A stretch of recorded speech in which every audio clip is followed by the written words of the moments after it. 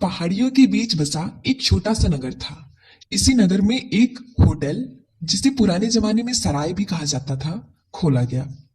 सराय का मालिक बहुत गरीब था, इसलिए उसने सराय के सामान जैसे कुर्सी, मेज, दरी, रजाई आदि एक कबाड़ी की दुकान से खरीदा था। चूंकि सराय को खुले अभी कुछ ही दिन हुए थे, इसलिए कोई भी व्यक्ति सराय में रहने के लिए नहीं आया था। ठंड का मौसम था। सराय का मालिक सराय के अंदर बैठे यही सोच रहा था कि काश आज कोई मुसाफिर उसके सराय में ठहरने के लिए आ जाए। रात के लगभग 9 बजे थे। सराय के मालिक को दरवाजे पर कोई आहट सुनाई दी। उसने देखा कि दरवाजे पर एक व्यापारी सूट बूट पहने खड़ा था।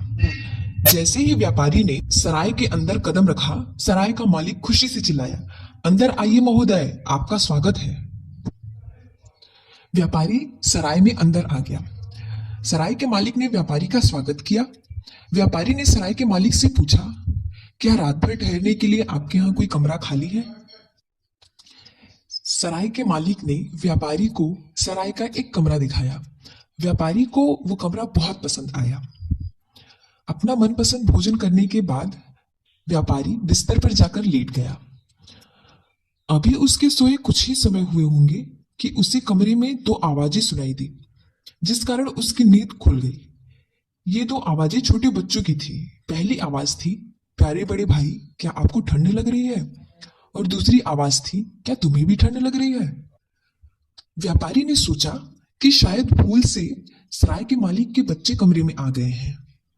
व्यापारी ने कहा, बच्चों, ये तुम्हारा कमरा नहीं है। कुछ देर तक कमरे में शांति रही, पर फिर से वही आवाजें आई, प्यारे बड़े भाई, क्या आपको ठंड लग रही है? और उत्तर में, क्या तुम्हें भी ठंड लग रही है?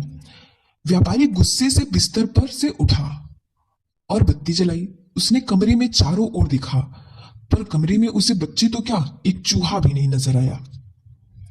व्यापारी ने बत्ती को जलता ही छोड़ दिया और जाकर बिस्तर पर बैठ गया।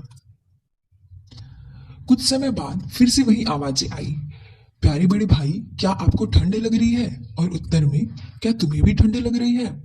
ये आवाजें एक रजाई में से आ रही थी। व्यापारी ने ध्यानपूर्वक इन दोनों आवाजों को सुना और जब उससे पूर्ण विश्वास हो गया कि ये आवाजें रजाई में से आ रही हैं, तब उसने जल्दी जल्दी अपना सामान बटोर लिया और सीधे सराय के मालिक के पास जा पहुंचा।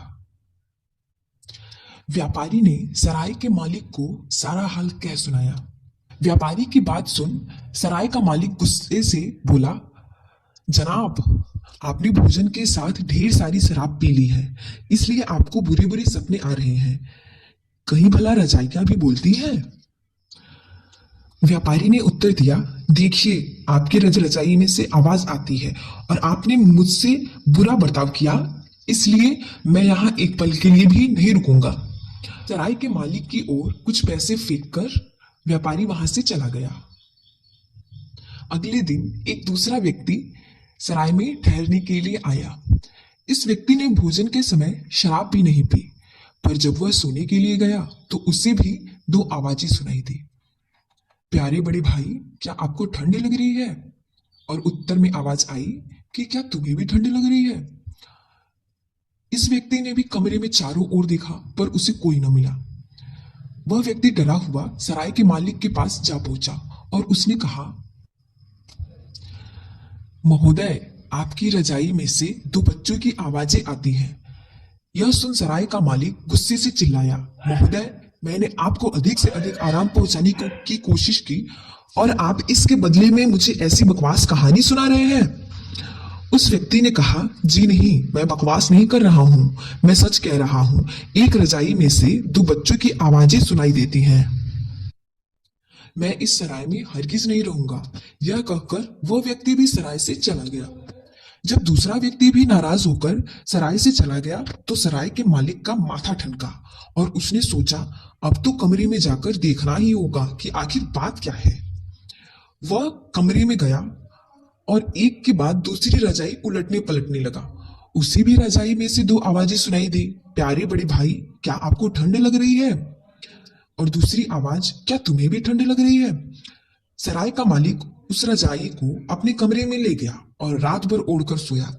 रात भर दोनों लड़के एक दूसरे से यही प्रश्न करते रहे, प्यारे बड़े भाई, क्या आपको ठंड लग रही है? और उत्तर में, क्या तुम्हें भी ठंड लग रही है? अगले दिन सराय का मालिक उस रजाई को लेकर उस कबाड़ी की दुकान पर जा पहुंचा जहां से उसने इस रजाई को खरीदा था। उसने कबाड़ी वाले से पूछा, क्या तुम्हें याद है कि यह रजाई तुमने मुझे बेची थी? कबाड़ी वाले ने कहा, क्यों, क्या बात है? सराय के मालिक ने कबाड़ी वाले से पूछा, यह रजाई तुमने कहां से खरीदी थी? कबाड़ी वाले ने पास की एक दुकान की ओर इशारा करते हुए बताया कि उसने वह रजाई उस दुकान से खरीदी थी। सराय का मालिक उस पास वाली दुकान पर गया, पर उस दुकानदार ने उससे बताया कि उसने भी वह रजाई किसी अन्य दुकानदार से खरीदी थी। इस तरह सराय का मालिक इस दुकान से उस दुकान तक रजाई के मालिक की तलाश में घूमता रहा। अंत में सराय का मालिक एक छोटे से मकान मालिक के पास जा पहुंचा। सराय के मालिक ने मकान मालिक से पूछा, क्या ये रजाई आपकी है? तब मकान मालिक ने बताया कि यह रजाई उसने अपने एक किराएदार से किराए के रूप में वसूल करके बेची थी। इस किराएदार के परिवार में 4 सदस्य थे, एक गरीब माँ बाप और उनके 2 छोटे बच्चे। पिता की आय बहुत कम थी। एक बार जाड़े के मौसम में पिता ठंड खाकर बीमार पड़ गया। 1 सप्ताह तक पीड़ा सहन करने के बाद वह चल बसा। बच्चों की माँ इस सदमे को बर्दाश्त नहीं कर पाई और उसकी भी मृत्यु हो गई। अब दोनों भाई घर में बिल्कुल अकेले रह गए थे। बड़े भाई की उम्र 8 वर्ष थी और छोटे की लगभग 6 वर्ष थी। दोनों भाइयों का कोई मित्र न था जो इस विपत्ति में उनकी सहायता करता। दोनों भाइयों के पास खाने के लिए कुछ भी नहीं था। भोजन जुटाने के लिए उन्होंने एक के बाद एक घर की वस्तुओं को बेचना आरंभ कर दिया। अंत में उनके पास केवल एक रजाई रह गई। बर्फ बहुत तेज पड़ने लगी थी। दोनों भाई एक दूसरे से सटकर रजाई ओढ़कर लेट गए। छोटे भाई ने बड़े भाई से पूछा, प्यारे बड़े भाई, क्या आपको ठंड लग रही है? तब बड़े भाई ने कहा, क्या तुम्हें भी ठंड लग रही है? ये आवाजें रजाई में भरी रुई से होकर गुजरी और जादू से उसी में रह गई। तभी मकान का मालिक मकान का किराया लेने आ पहुंचा। कुछ देर तक मकान मालिक त्योरी चढ़ाकर कमरे में इधर से उधर घूमता रहा। फिर उसने लड़कों को जगाकर कहा, मकान का किराया लाओ। बड़े लड़के ने कहा, महोदय, हमारे पास इस रजाई के अतिरिक्त और कुछ भी नहीं है। यह सुनकर मकान मालिक गुस्से से चिल्लाया, मैं कुछ नहीं जानता, या तो मकान खाली कर दो या मकान का किराया लाओ।